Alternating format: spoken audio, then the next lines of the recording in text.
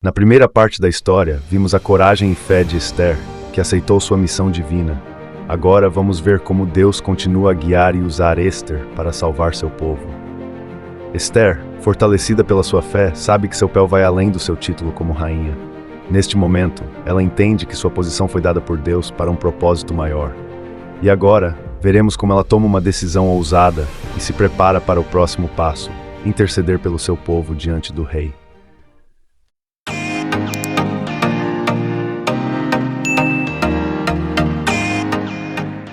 E após Esther ter se apresentado diante do rei, e o rei disse: "Pedi tudo quanto quiser, e isso se fará." Então somente ela pediu que o rei viesse com Amã no banquete que ela iria preparar. Então o rei disse que avisasse Amã o quanto antes. E sendo ele avisado, fica muito contente e conta para sua família e amigos. Disse mais Amã: "Tampouco a rainha Esther a ninguém fez vir com o rei ao banquete que tinha preparado, senão a mim. E também para amanhã estou convidado por ela juntamente com o rei. Porém tudo isso não me satisfaz, enquanto vir o judeu Mardoqueu assentado à porta do rei."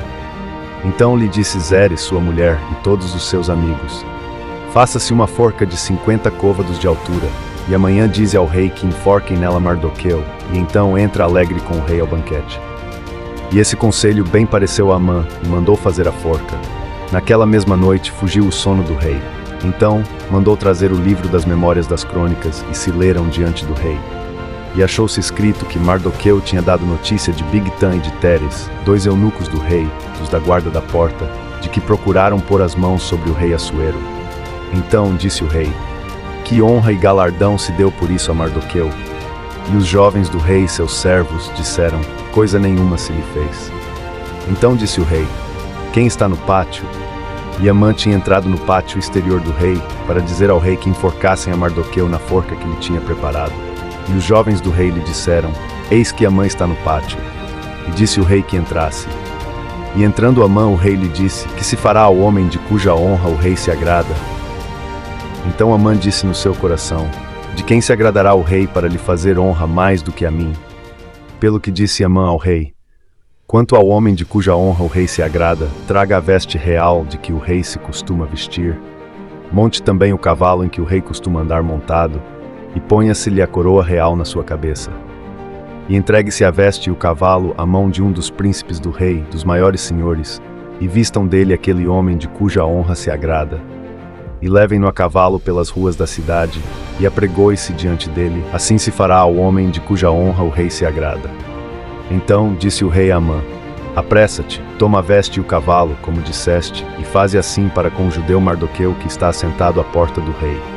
E coisa nenhuma deixes cair de tudo quanto disseste." E Amã tomou a veste e o cavalo, e vestiu a Mardoqueu, e o levou a cavalo pelas ruas da cidade, e apregoou diante dele. Assim se fará ao homem de cuja honra o rei se agrada. Depois disso, Mardoqueu voltou para a porta do rei. Porém, Amã se retirou correndo à sua casa, angustiado e coberta a cabeça. E contou Amã a Zeres, sua mulher, e a todos os seus amigos tudo quanto lhe tinha sucedido.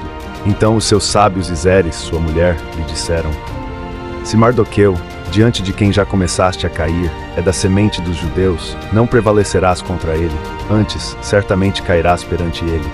Estando eles ainda falando com ele, chegaram os eunucos do rei, e se apressaram a levar Amã ao banquete que Esther preparara. Vindo, pois, o rei com Amã para beber com a rainha Esther, disse também o rei a Esther, no segundo dia, no banquete do vinho: "Qual é a tua petição, rainha Esther? E se te dará. E qual é o teu requerimento? Até metade do reino se fará." Então respondeu a rainha Esther e disse: "Se, ó rei, achei graça aos teus olhos, e se bem parecer ao rei, desse-me a minha vida como minha petição, e o meu povo como meu requerimento. Porque estamos vendidos, eu e o meu povo, para nos destruírem, matarem e lançarem a perder.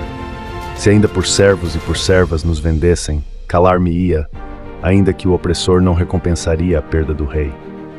Então falou o rei Assuero e disse à rainha Esther: "Quem é esse? E onde está esse cujo coração o instigou a fazer assim?" E disse Esther: "O homem, o opressor e o inimigo é este mau Amã." Então Amã se perturbou perante o rei e a rainha.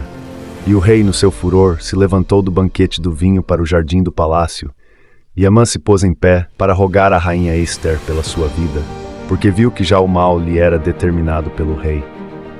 Tornando, pois, o rei do jardim do palácio à casa do banquete do vinho, Amã tinha caído prostrado sobre o leito em que estava Ester. Então disse o rei: porventura, quereria ele também forçar a rainha perante mim nesta casa? Saindo essa palavra da boca do rei, cobriram a Amã o rosto. Então disse Arbona, um dos eunucos que serviam diante do rei: eis que também a forca de 50 côvados de altura que Amã fizera para Mardoqueu, que falara para bem do rei, está junto à casa de Amã. Então disse o rei: enforcai-o nela. Enforcaram, pois, a Amã na forca que ele tinha preparado para Mardoqueu. Então o furor do rei se aplacou. Naquele mesmo dia deu o rei Assuero a rainha Ester à casa de Amã, inimigo dos judeus. E Mardoqueu veio perante o rei, porque Ester tinha declarado o que lhe era.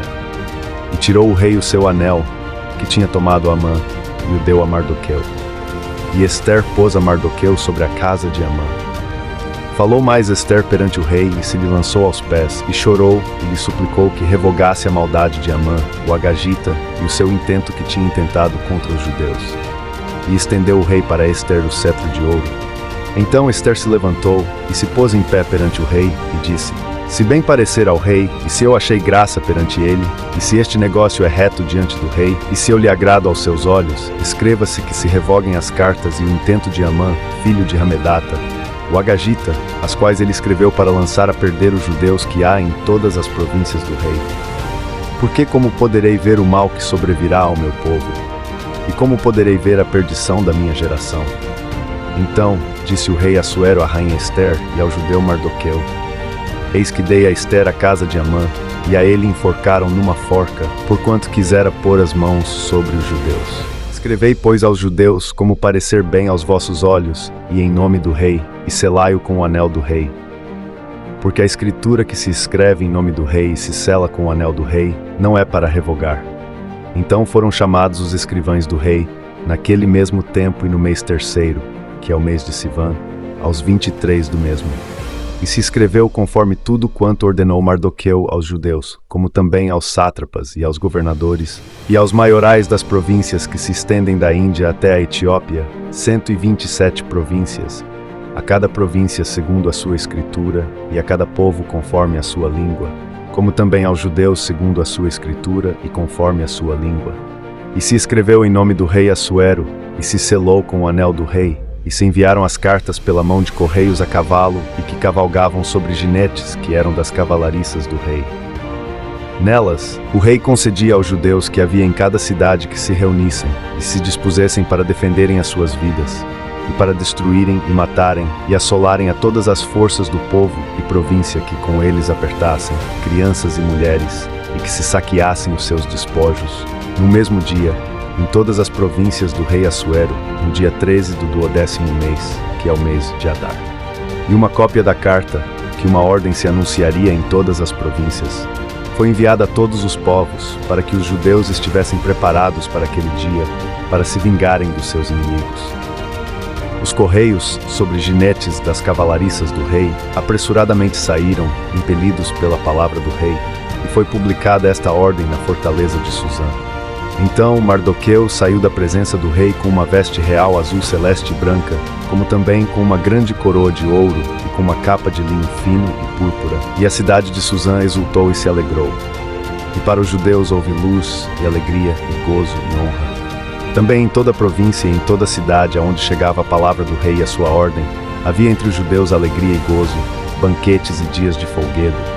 E muitos, entre os povos da terra, se fizeram judeus, porque o temor dos judeus tinha caído sobre eles. E no mês do 10º, que é o mês de Adar, no dia 13 do mesmo mês em que chegou a palavra do rei e a sua ordem para se executar, no dia em que os inimigos dos judeus esperavam assenhorear-se deles, sucedeu o contrário, porque os judeus foram os que se assenhorearam dos seus aborrecedores. Porque os judeus nas suas cidades, em todas as províncias do rei Assuero, se ajuntaram para pôr as mãos sobre aqueles que procuravam o seu mal, e nenhum podia resistir-lhes, porque o seu terror caiu sobre todos aqueles povos. E todos os maiorais das províncias, e os sátrapas, e os governadores, e os que faziam a obra do rei auxiliavam os judeus, porque tinha caído sobre eles o temor de Mardoqueu. Porque Mardoqueu era grande na casa do rei, e a sua fama saía por todas as províncias, porque o homem Mardoqueu se ia engrandecendo. Feriram, pois, os judeus a todos os seus inimigos, a golpes de espada e com matança e com destruição, e fizeram dos seus aborrecedores o que quiseram. Porque o judeu Mardoqueu foi o segundo depois do rei Assuero, e grande para com os judeus, e agradável para com a multidão de seus irmãos, procurando o bem do seu povo, e trabalhando pela prosperidade de toda a sua nação.